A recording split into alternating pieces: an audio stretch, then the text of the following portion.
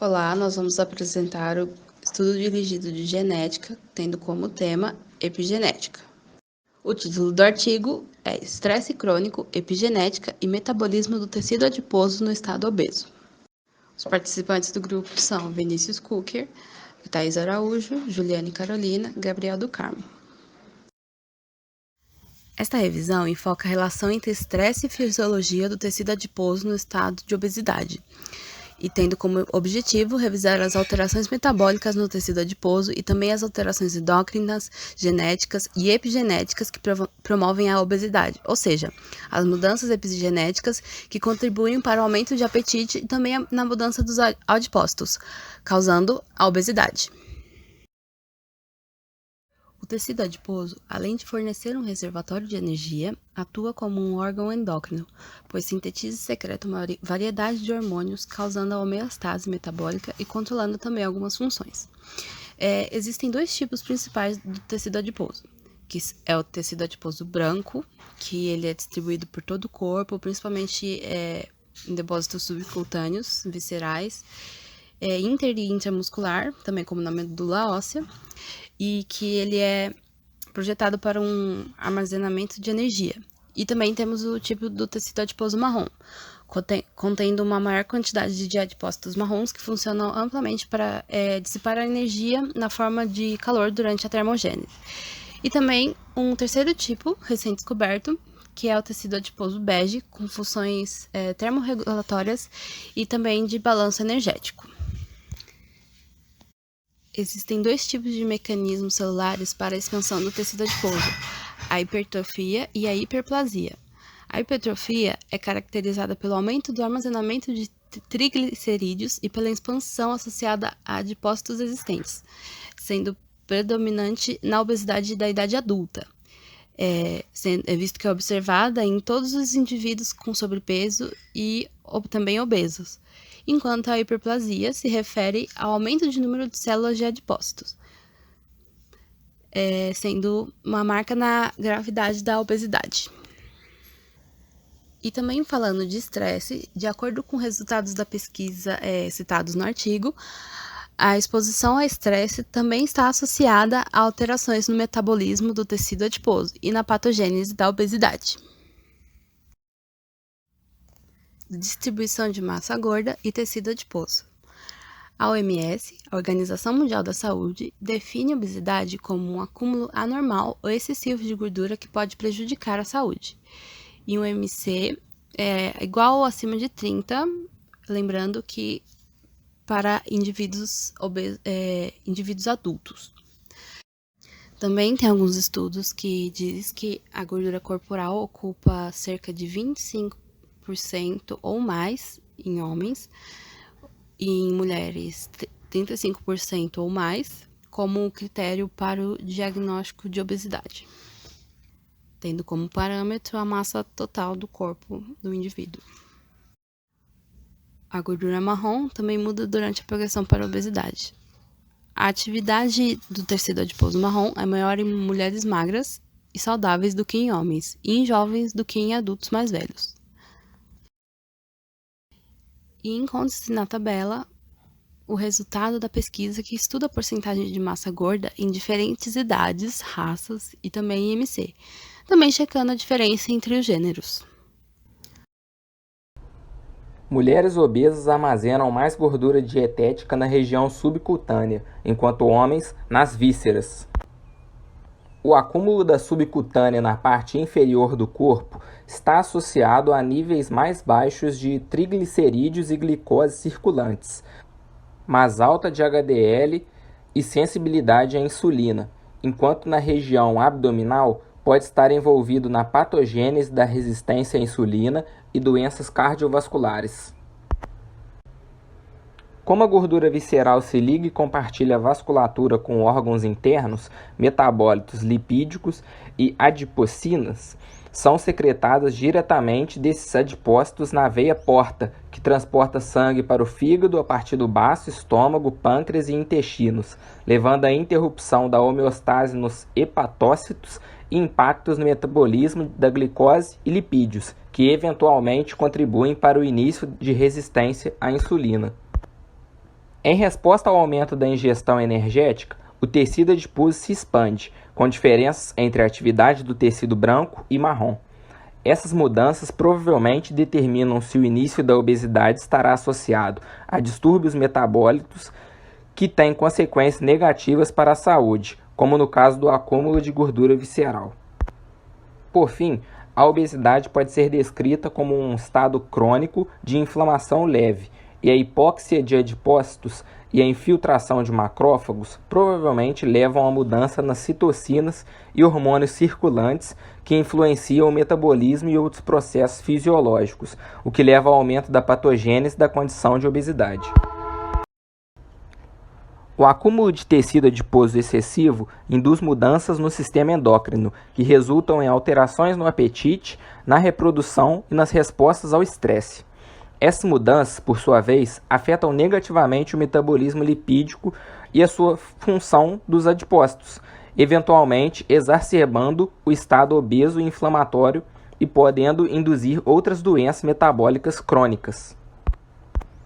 Então, a obesidade está associada ao aumento da produção de cortisol e à hiperativação do eixo HPA, que modula anormalmente as respostas ao estresse mais tarde, influenciando assim a ingestão de alimentos e, por sua vez, a massa gorda. Associação genética de obesidade e metabolismo lipídico. Fatores genéticos podem sim predispor uma pessoa à obesidade. As alterações endócrinas na obesidade estão associadas a diferenças na regulação da expressão gênica. A obesidade por genética pode ser afetada por antecedentes genéticos, que são hereditários, ou seja, herdados dos ancestrais, ou modificações epigenéticas, que são diferentes expressões gênicas e estão relacionadas a fatores ambientais. Existem dois tipos de obesidade por genética, a monogênica e poligênica. A monogênica é a mutação de um único gene, é rara e de início precoce e severa. Todos os genes que contribuem para a obesidade monogênica não sindrômica estão envolvidos na homeostase energética através da via leptina-melanocortina. A poligênica já é a forma mais comum de obesidade. A meta-análise de estudos de associações do genoma em grande escala, GWAS, identificou 941 polimorfismos de nucleotídeo único, quase independentes, diferencialmente expressos, associados ao IMC e envolvidos na neurogênese e desenvolvimento do sistema nervoso, assim favorecendo a obesidade. Os LOC associados à obesidade se sobrepõem aos genes envolvidos na regulação do apetite e da energia, no metabolismo lipídico e na adipogênese, bem como na secreção e ação da insulina. Além disso, a herdabilidade também explica as diferenças regionais de massa gorda entre os indivíduos. De acordo com a meta-análise de estudos de associação do genoma em grande escala, descobriu-se inúmeros genes de polimorfismo de base única, que são aqueles que afetam uma base na sequência de DNA, que estão associados às proporções de gordura em braço, perna e tronco. Somente um gene, ADAMTSL3, foi associado a taxas de gordura em todos os 3 depósitos para ser associados com circunferência de cintura e quadril. Também foi descoberto que é expresso diferencialmente em indivíduos resistentes à insulina hepática e contribuem para o metabolismo anormal de lipídios e glicose na obesidade.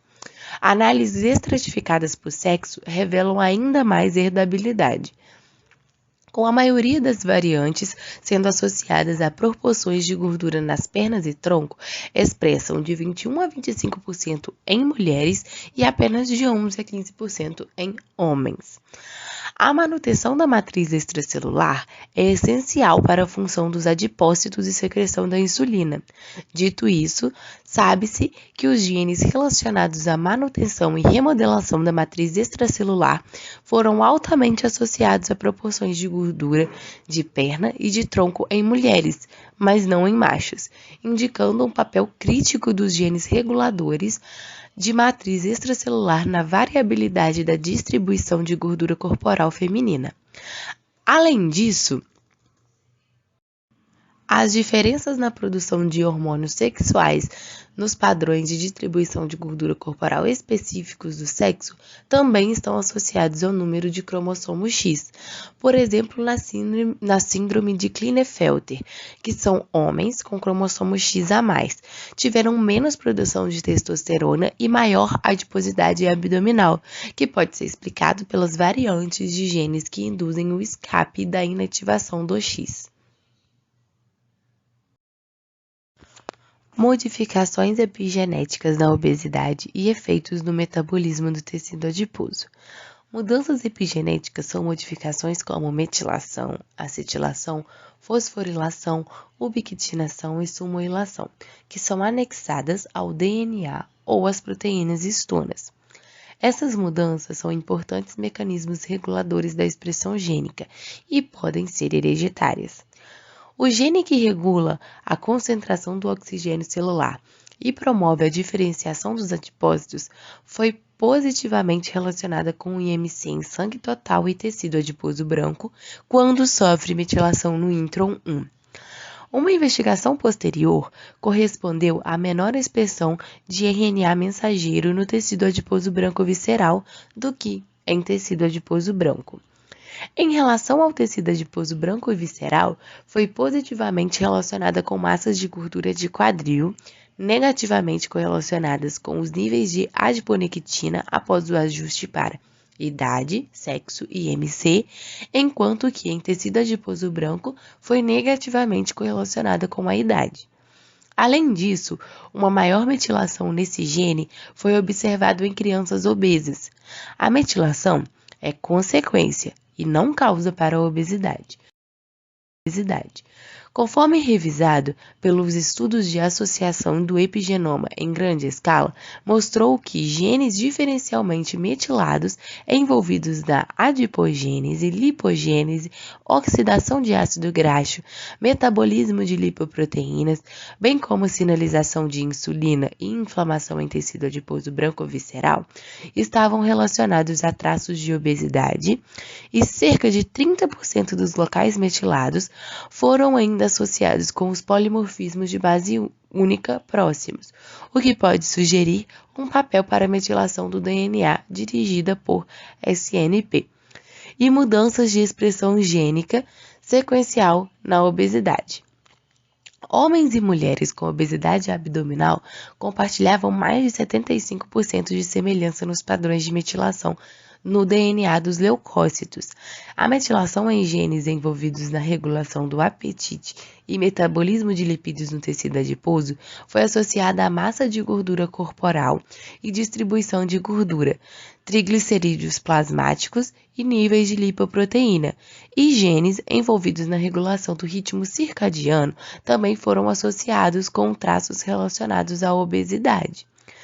O estado epigenético é altamente influenciado por fatores ambientais, como dieta, atividade físicas e medicamentos, e a metilação do mesmo gene em diferentes tecidos ou depósitos também podem ser diferentes.